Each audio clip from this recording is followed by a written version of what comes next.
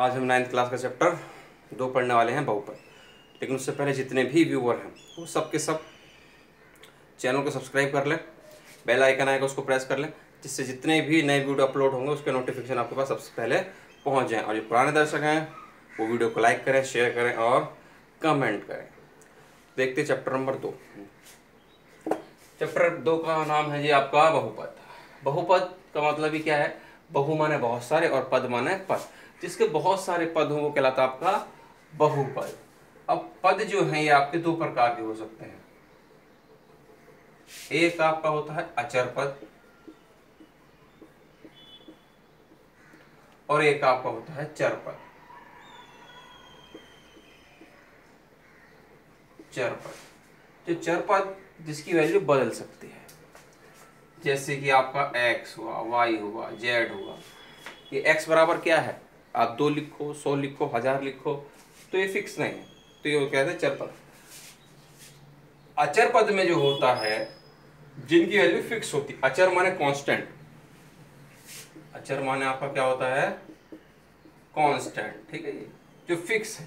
और चर पद माने आपका क्या होता है? वेरिएबल, जिसकी वैल्यू बदलती है। अचर पद कांस्टेंट जैसे 3 हुआ, 100 हुआ, 2 हुआ, 1000 हुआ, ये आपके कहलाते हैं आपके अचर पद। अब चर पद और अचर पद जब एक साथ मिला के लिख दिए जाते हैं, जैसे मैंने लिख दिया 4x, ठीक है, या 100y, तो ये मेरे कहलाते हैं बीजीय व्यंजक। बीजीय व्यंजक, ठीक है। यानी कि अचर पद और चर पद की गुणा को ही हम क्या कहते हैं? हमारा बीजीय व्यंजक कहलाता है। ये भी बीजीय व्यंजक है, ये भी बीजीय व्यंजक है। अब बीजीय व्यंजक के समूह को, समूह हो गए, चाहो तो एक आधा और लिख लो आप यहाँ पर, ये 3x² हो गया। तो बीजीय व्यंजक के समूह को या योग को या माइनस को, ठीक है, समूह कहिए। बीजीय व्यंजक के समूह को ही क्या कहते हैं? हम बहुपद कहते हैं। बीजीय व्यंजक के समूह को ही हम बहुपद कहते हैं, ठीक है। अब ये एक पद ही हो सकते हैं। अगर बहुपद के अंदर सिर्फ हमने लिखा, आपका समझिए 100x लिखा, तो ये एक पद ही है, इसके अंदर सिर्फ एक ही पद है, ठीक है। अगर मैंने लिख दिया इसके अंदर ये x या 3x प्लस में 10, तो 2 पद हो गए, ये हो गया, ये हो गया, तो ये कहलाता है द्विपद। क्या कहलाता है ये? द्विपद, यानी कि इसके अंदर 2 पद है। और कहीं पे हमने लिख दिया जी ऐसी घात 3 प्लस का 5x प्लस का 7, या ठीक है जी, तो इसमें कितने पद हो गए? 1 2 3, तो ये क्या कहलाएगा आपका? त्रिपद। ठीक, अब आपको ये बताया गया कि एक पद है तो एक पदी, 2 पद है तो द्विपदी, 3 पद है तो 3 पदी। और आपको बताया गया कि बीजीय व्यंजक के समूह को ही क्या कहते हैं? हम बहुपद कहते हैं। लेकिन बहुपद की एक विशेषता होती है। बहुपद की जो विशेषता होती है उसमें जो चर पद हैं, जो चर पद होते हैं उनकी घात सदैव एक पूर्ण संख्या के रूप में हो। पूर्ण संख्या कौन सी होती है? पूर्ण संख्या जो 0 से लेके ऊपर तक जितनी भी संख्या होती है वो सब क्या कहलाती है? हमारी पूर्ण संख्या कहलाती है।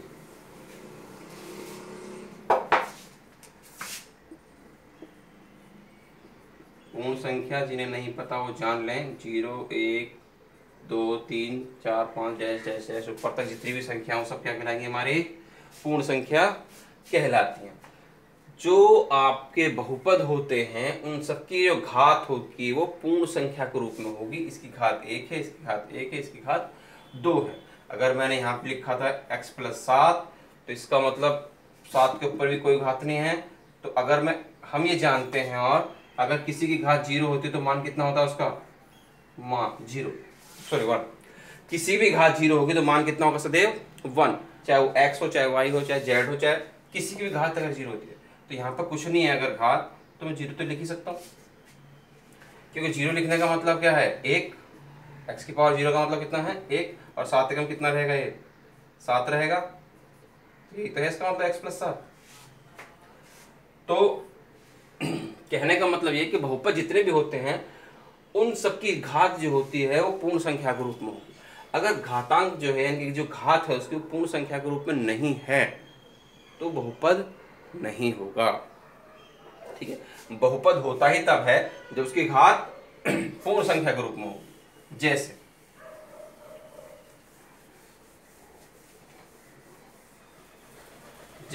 कुछ एग्जांपल देते हैं हम। अगर उसने लिख दिया x की घात माइनस का 1 लिख दिया, प्लस में 2 लिख दिया, ये बहुपद नहीं है क्योंकि घात माइनस में आ गई। पूर्ण संख्या जो होती है सिर्फ प्लस में होती है, 0 से लेकर प्लस की जितनी भी संख्या हो पूर्ण संख्या, क्योंकि माइनस का मतलब होता है बट्टे में लिख देते हैं 1/x। ठीक है, क्योंकि घात कुछ नहीं है तो नीचे प्लस का 1। हम ये पढ़ चुके हैं कि अगर घात माइनस की है तो क्या हो जाता है, ये उल्टा हो जाता है और घात प्लस की जाती है। तो इसके बट्टे में कुछ नहीं तो क्या है, 1 तो है ही, तो इसको उल्टा कर देंगे, 1/x हो जाएगा और घात क्या की जाएगी, प्लस की। ठीक है, तो ये बट्टे में चला गया और बट्टे वाली जो चीज है उसकी घात हम जानते हैं माइनस में होगी, माइनस में है तो इसका मतलब ये क्या है, बहुपद नहीं है। ये बहुपद नहीं है। इसी तरह से यहाँ पे अगर मैं ये लिख दूं 3√x प्लस का, ठीक है, 2√x प्लस का 10, तो ये भी बहुपद नहीं है। क्यों नहीं, क्योंकि इसके ऊपर रूट लग गया और हम जानते हैं अगर रूट लगा हुआ है तो रूट का मतलब होता है हाफ पावर, आधी पावर, 1/2। और हम जानते हैं जो घात होनी चाहिए वो पूर्ण संख्या होनी चाहिए, 1 2 3 4 5। इसका मतलब ये भी बहुपद नहीं है। अगर कहीं पर भी रूट लिखा हुआ आ गया चर पद के ऊपर, अचर पद नहीं, चर पद के ऊपर, चर पद की घात की बात करो, चर पद के ऊपर अगर रूट लगा हुआ कहीं पर भी आ गया तो वो बहुपद नहीं है। ठीक है, जब बट्टे में कोई भी आ गया तो वो भी बहुपद नहीं है। ठीक, आप एक पदी जान चुके हैं, 2 पदी जान चुके हैं, आप आगे देखते हैं। अब हम जानेंगे कि गुणांक, गुणांक क्या चीज होती है। अगर कोई भी संख्या लिखे हुए 5x³ माइनस का 3x² माइनस का या प्लस का x प्लस का 7, इस तरह से कोई भी आपका जो है बहुपद लिखा हुआ है उसमें वो आपका किसी का भी गुणांक पूछ सकता है। ठीक, जैसे उसने अगर हमसे पूछा कि x की घात 3 का गुणांक बताइए, तो इसका गुणांक क्या होगा। गुणांक का मतलब होता है कि इसके साथ जो संख्या भी गुणा में है, आप इतना समझें। तो x³ के साथ गुणा में क्या है जी, 5 है, तो इसका गुणांक हो जाएगा आपका 5। अगर उसने कहा कि x² का गुणांक बताइए, x² का गुणांक आपका कितना है जी, -3। ठीक है जी। अगर उसने कहा x का गुणांक बताइए, तो जो x के साथ गुणा में है क्या है, कुछ नहीं है, तो जिसका कोई नहीं होता उसका खुदा होता है, खुदा 1, तो क्या है जी 1। ठीक है जी, x से कम x ही रहेगा वो। ठीक है, ये होते गुणांक, जो भी संख्या उसके गुणा में। और अगर सपोज करो कोई नंबर इस तरह से उसने मुझे दे दिया कि x + 5 है, x + 5 है, उसने पूछा कि जी x² का गुणांक बताइए, x² का गुणांक बताइए। x² यहाँ है क्या, नहीं। जब x² ही नहीं है तो उसका गुणांक क्या होगा, 0। उसके गुणा में क्या होगा, 0 होगा, क्योंकि अगर मैं किसी की गुणा में 0 कर देता हूं तो वो संख्या क्या हो जाती है, पूरी 0 हो जाती है। ठीक है, इसलिए ऐसी चीज का गुणांक वो पूछता है जो चीज है ही नहीं, तो उसका गुणांक क्या होगा, 0 होगा। अच्छा जी, और अगर वो घात पूछता है कि किसकी घात बताइए, बहुपद की घात बताइए, तो इसी क्वेश्चन में आपको बता रहा हूं मैं, घात का मतलब होता है जो उसके अंदर सबसे बड़ी घात है, जो उसमें सबसे बड़ी घात है। तो सबसे बड़ी घात इसके अंदर किसके पास है, क्या है, 3, तो इसकी घात कहलाएगी 3। ठीक है, इसकी घात अगर कहेगा भैया इसकी घात बताइए, तो इसके अंदर सबसे बड़ी घात क्या है, 1 ही है। तो इसकी घात कितनी कहलाएगी? अगर घात पूछ ली जाती है तो 1। अगर उसने कोई कांस्टेंट टर्म हमें दे दिया, इस तरह से दे दिया जी 5 दे दिया लिख के, कहता घात बताइए जी इसकी, तो घात होगी इसकी क्या? 0। क्योंकि घात जो देखी जाएंगी वो चर पदों की देखी जाएंगी, x, y, z वगैरह की देखी जाएंगी। ठीक है, यहाँ पे x वगैरह है ही नहीं। अगर मैं x लगाना भी चाहूंगा तो क्या लगाऊंगा? जैसी सी बात है, 0 पावर लगाऊंगा, क्योंकि किसी की पावर 0 तो मान 1, और 5 से कम 5 ही रहेगा। ठीक है जी, 5 से कम 5 ही रहेगा। तो घात कितनी इसकी? 0। अगर कोई अचर पद लिखा हुआ है तो उसकी घात कितनी होगी? 0 होगी। अब घात हो गई। उसके बाद हम देखते हैं कौन से रेखिक हैं, कौन से द्विघाती हैं, कौन से त्रिघाती हैं। अगर सबसे बड़ी घात 1 होती है, अगर सबसे बड़ी घात 1 होती है तो वो रेखिक। सबसे बड़ी घात अगर क्या होगी भाई जी? सबसे बड़ी घात अगर 1 होगी तो वो कहलाएगा आपका रेखिक। अगर सबसे बड़ी घात 2 होगी तो वो कहलाएगा द्विघाती, और सबसे बड़ी घात 3 होगी तो कहलाएगा त्रिघाती। ठीक है, अगर सबसे बड़ी घात 1 है तो रेखिक, सबसे बड़ी घात 2 है तो द्विघाती, सबसे बड़ी घात 3 है तो त्रिघाती। अच्छा जी, गुणांक आपके हो गए, आप रेखिक, द्विघाती, त्रिघाती समझ लेंगे। बहुपद आपने समझ लिया कौन से बहुपद है या नहीं है ये। और एक और चीज, ये जो सब हैं ये सब के सब आपके जो हैं एक चर में बहुपद हैं, एक्स एक्स एक्स एक्स, एक चर में बहुपद। ठीक है, अब बहुपद जो 2 चर में भी हो सकते हैं, बहुपद 2 चर में भी हो सकते हैं। जैसे कि मैंने लिख दिया x + y लिख दिया, तो ये भी बहुपद है लेकिन 2 चर में। अगर मैं इसमें z और लगा दूं कि 5z, तो ये 3 पद में सॉरी 3 चर में बहुपद है।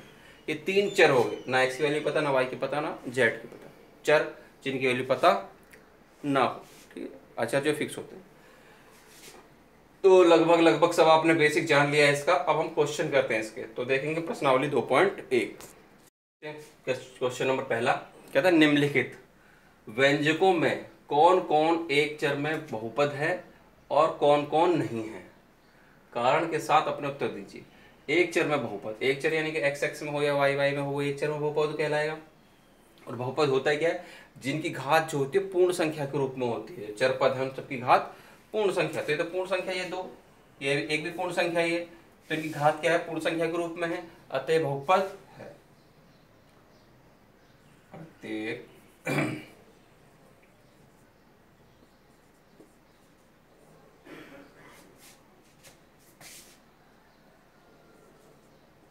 व्यंजक, प्रत्येक व्यंजक की घात एक पूर्ण संख्या के रूप में है, अतः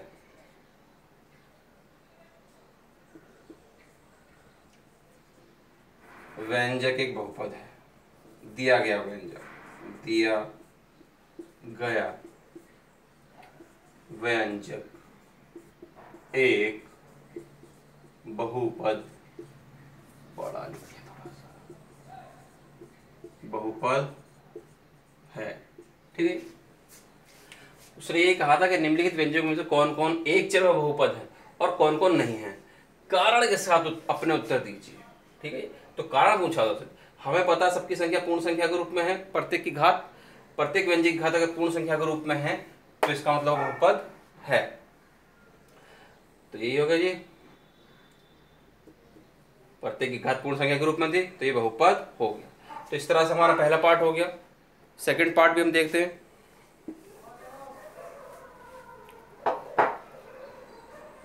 कहता है y² + √2। y के ऊपर जो घात है वो पूर्ण संख्या के रूप में है। हमें यही देखना है कि जो चर पद है उनकी घात क्या होनी चाहिए? पूर्ण संख्या के रूप में होनी चाहिए। अगर पूर्ण संख्या के रूप में है तो वो बहुपद है, वरना नहीं है। तो पूर्ण संख्या के रूप में तो लिख देंगे प्रत्येक व्यंजक की घात एक पूर्ण संख्या के रूप में है, अतः दिया गया व्यंजक एक बहुपद है। ठीक है, ये भी ऐसे हो जाएगा। थर्ड पार्ट देखते हैं। थर्ड पार्ट में देखिए 3√t प्लस t√2। अब ये जो t है ये रूट में आ गया, और रूट का मतलब आपको बताया गया था कि रूट का मतलब होता है हाफ पावर। तो जो पावर है, जो घात है, वो पूर्ण संख्या के रूप में नहीं है, अतः बहुपद नहीं है। तो क्या लिखेंगे, प्रत्येक व्यंजक की घात एक पूर्ण संख्या के रूप में आपकी नहीं है, अतः दिया गया व्यंजक एक बहुपद क्या हो जाएगा, नहीं है। ठीक है, क्योंकि जो चर पद होते हैं उनकी घात क्या होनी चाहिए आपकी, वो पूर्ण संख्या होनी चाहिए, पूरी पूरी होनी चाहिए, आधी अधूरी नहीं होनी चाहिए, बट्टे में भी नहीं होना चाहिए। ठीक है, चौथा पार्ट देखते हैं। चौथा पार्ट है y प्लस 2/y।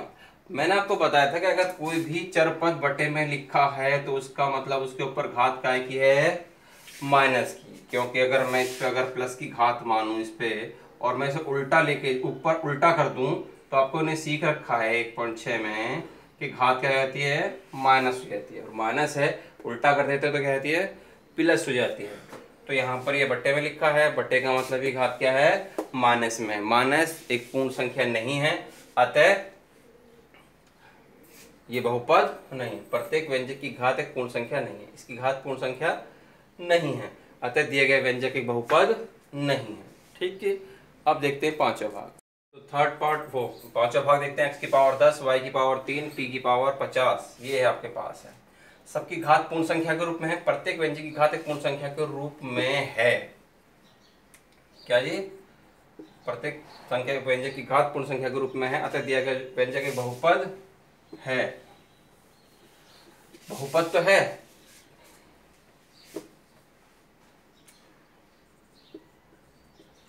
परंतु यह 3 चर वाला बहुपद है, ये एक चर वाला नहीं है। उसने पूछे क्या थे, एक चर में बहुपद है, परंतु ये क्योंकि 3 चर x है, y है और z है, 3 चर वाला बहुपद है। ठीक है, ये तो इस तरह से पहला क्वेश्चन पूरा हो जाता है। अब देखते हैं क्वेश्चन नंबर 2। देखते हैं क्वेश्चन नंबर 2 कहता है निम्नलिखित में से प्रत्येक में x² का गुणांक लिखिए। x² का गुणांक आपको बताया गया था कि x² के साथ जो भी संख्या होगी वही उसका क्या कहलाता है, गुणांक कहलाता है। तो पहला भाग ये लिखा है 2 + x² + x, तो इसमें x² का गुणांक आपका क्या होगा, x² का गुणांक आपका हो जाएगा, तो x² का गुणांक आपका हो जाएगा, जो x² के साथ संख्या कुछ नहीं है यहाँ पर, तो क्या होगा, 1। ये हो गया x² का गुणांक। ठीक है, कोई भी संख्या नहीं है अगर उसके साथ जिसका गुणांक पूछा तो क्या होता है, हमेशा 1 होता है, क्योंकि x² एकम x² तो रहेगा ही। अब हम देखते हैं इसका सेकंड पार्ट। सेकंड पार्ट कहता है 2 - x² + x³। यहाँ पर x² के साथ क्या है, कुछ नहीं है तो 1, लेकिन काय का, माइनस का 1। ये हो गया x² का गुणांक। ठीक है जी, x² का जो भी संख्या होगी वही उसका कहलाता है गुणांक। अब देखते हैं इसका थर्ड पार्ट में हम देखते हैं π/2 x² + x। पूछा वही क्या है, सब में x² का गुणांक, तो x² के साथ क्या है यहाँ पर, π/2, तो x² का गुणांक क्या हो गया, π/2। ठीक है जी, जो भी x² के साथ जो भी कुछ भी होगा वही उसका क्या कहलाएगा, गुणांक। फोर्थ पार्ट देखिए, फोर्थ पार्ट देखते हैं। इसमें भी x² गुणांक ही पूछा है, लेकिन उससे पहले आप कुछ करेक्शन कर लीजिएगा। जो थर्ड पार्ट आपको कराया गया था उसमें यहाँ सेकंड ही लिखा रह गया था। ठीक है, जो सेकंड करा था शायद उसमें फर्स्ट ही लिखा रह गया था, तो देख लेना नंबर आप ठीक से। तो इसमें भी पूछा गया आपका x² गुणांक, यहाँ पर x² है ही नहीं। जो चीज है ही नहीं उसका गुणांक अगर पूछता है तो क्या बताया गया था आपको, 0 बताया गया था। अगर कोई किसी का भी गुणांक उसने पूछा और वो चीज है ही नहीं वहां पर, तो उसका गुणांक क्या होगा, 0, क्योंकि आपको बताया गया था कि 0 के साथ गुणा में कुछ भी लगा सकते हैं, तो 0 रहेगा वो। तो x² की 0 से करेंगे तो क्या आ जाएगा, तो 0, यानी कि x² गुणांक कम से कम क्या है, 0 तो है। जब कोई चीज किसी का कोई चीज वो चीज है ही नहीं जिसका गुणांक वो पूछा है, तो इसका मतलब उसका गुणांक क्या है, 0 है। ठीक है, क्वेश्चन नंबर 3 देखते हैं। तो तीसरा क्वेश्चन देखते हैं, कहता है 35 घात के द्विपद और 100 घात के एक पदी का एक एक उदाहरण दीजिए। तो द्विपद लिख लेते हैं पहले। आप जो द्विपद लिखना है आपको वो 35 घात वाला लिखना है। द्विपद मतलब जिसमें दो पद हों। तो आपने लिख दिया x की घात 35 प्लस में 3 2 1 जो लिखना चाहो वो लिख दो। तो ये दो पद हो गए।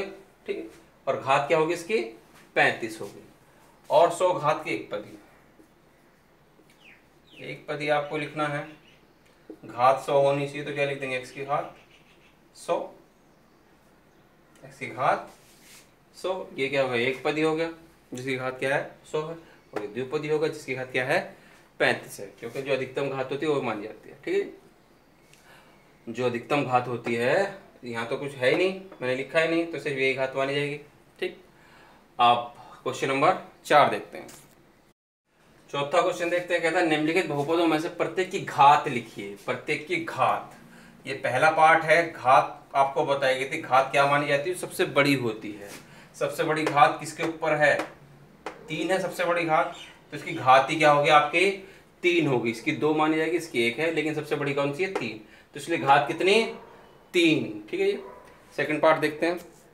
पार्ट कहता है 4 माइनस वाई स्क्वायर, तो वाई तो 1 ही है, तो इसकी घात कितनी हो गई, जो कितनी घात दिख रही है हमको 2, कितनी है जी घात इसकी 2। ठीक है, थर्ड पार्ट देखते हैं। थर्ड पार्ट कहता है 5t माइनस का रूट 7, तो इसकी घात कुछ नहीं है, t के ऊपर तो क्या होगी 1 होगी, क्योंकि हम जो घात देखते हैं वो जो चर पद होते हैं यानी कि x y z a b c d उनकी घात देखते हैं। तो इसकी घात कुछ नहीं है, तो क्या होगी 1 होगी, तो इसकी घात होगी आपकी 1। ठीक है, फोर्थ पार्ट देखते हैं इसी के साथ हम। फोर्थ पार्ट में उससे भी हमसे 3 दिया है, सिर्फ हमें घात बतानी है हमको। घात जो देखी जाती है वो x y z की देखी जाती है, वो तो इसके अंदर है नहीं, तो इसकी घात क्या होगी 0 होगी। क्योंकि अगर x में लिखना भी चाहूँ, मैंने आपको बता रखा है कि अगर x लिखना चाहें तो क्या लिख सकते हैं 0, क्योंकि हम जानते हैं किसी की घात 0 होती है तो मान कितना होता है 1, और वो क्या रह जाएगा 3 ही रह जाएगा। लेकिन दिखाना नहीं है, सिर्फ सोच लेना है। अगर कांस्टेंट पद है, अचर पद है, उसकी कोई x y z उसमें कुछ है ही नहीं, तो उसकी घात कितनी कहलाती है 0 कहलाती है। ठीक है, अब क्वेश्चन नंबर 5 देखते हैं। तो देखते हैं पांचवा क्वेश्चन, कहता है बताइए कि निम्नलिखित बहुपदों में कौन कौन बहुपद रेखिक हैं, कौन कौन द्विघाती हैं और कौन कौन त्रिघाती। आपको बताया गया था रेखिक बहुपद वो होते हैं जिनकी सबसे बड़ी घात 1 होती है, द्विघाती वो होते हैं जिनकी सबसे बड़ी घात 2 होती है, और त्रिघाती बहुपद वो होते हैं जिनकी सबसे बड़ी घात 3 होती है। ठीक है, तो हम सबसे बड़ी घात पे अपना ध्यान लगाएंगे कि सबसे बड़ी घात चर पदों में किसकी है। जिसकी भी सबसे बड़ी घात होगी वही आपका उस हिसाब से लिखा जाएगा। यहाँ पर 1 है, यहाँ पे 2 है, तो सबसे बड़ी घात कितनी है 2 है। अगर 2 है तो ये क्या कहा जाएगा द्विघाती बहुपद। ठीक है, इसकी सबसे बड़ी घात क्या है जी 3 है, तो ये क्या कहा जाएगा आपका त्रिघाती। और इसमें सबसे बड़ी घात आपकी 2 है, तो ये आपका कहलाएगा द्विघाती। और इसमें आपने देखा सबसे बड़ी घात आपकी 1 है, तो ये आपका कहलाएगा रेखिक। क्या कहलाएगा जी रेखिक। हम ये जानते हैं क्योंकि अगर सबसे बड़ी घात 1 है तो वो रेखिक है, सबसे बड़ी घात 2 है तो द्विघाती है, और सबसे बड़ी घात 3 है तो वो त्रिघाती है। तो 4 पार्ट हो गए, बाकी अगले पार्ट देखते हैं बहुत जल्द। 5वें भाग में आपको बताते हैं क्या है जी ये। टी के ऊपर कोई पावर नहीं है तो 1 तो होगी ही, जब कोई पावर नहीं होती तो 1 तो होती है वहां पर। तो अगर 1 पावर है तो वो क्या कहलाएगा आपका रेखिक। इसके पास पावर 2 है तो ये बहुपद कहलाएगा द्विघाती बहुपद, और इसके पास पावर 3 है तो ये क्या कहलाएगा त्रिघाती बहुपद। ठीक है जी, इस तरह से आपकी जो प्रश्नावली है वो पूरी हो गई। बेसिक आपको बता दिया गया था इसका, तो इसलिए जो भी नए व्यूअर हैं वो चैनल को क्या कर लें सब्सक्राइब कर लें, वीडियो को लाइक करें, शेयर करें, कमेंट करें, बेल का आइकन आएगा उसको प्रेस कर लें, सब्सक्रिप्शन के बाद, ताकि जितनी भी वीडियो अपलोड हो नई नई वो सब के सब नोटिफिकेशन आपके पास सबसे पहले पहुँचे। मिलते हैं अगली वीडियो में, पहुँच जाए।